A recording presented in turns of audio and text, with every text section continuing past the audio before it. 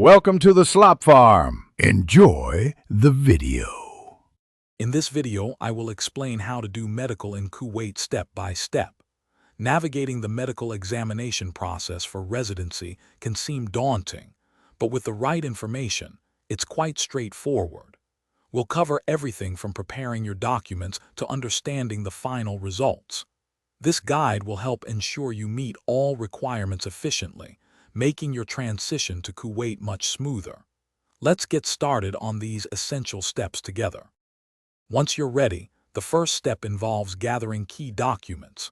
You'll need your original passport, a copy of your entry visa, and a few recent passport-sized photos. Crucially, ensure you have a valid no-objection certificate from your Kuwaiti sponsor.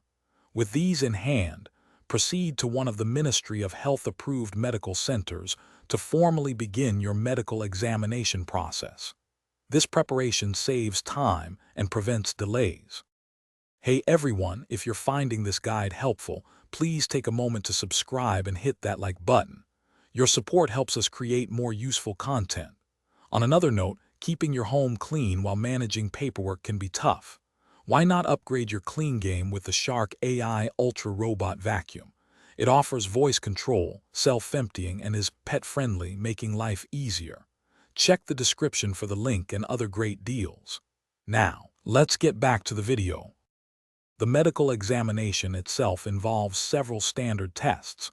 You'll have blood tests to check for various conditions, a chest X-ray, and a general physical assessment. These checks are primarily to ensure you are free from communicable diseases, which is a standard requirement for residency. After all tests are completed and reviewed, you will be issued your medical fitness certificate.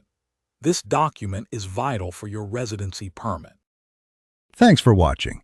Consider subscribing if we helped you today.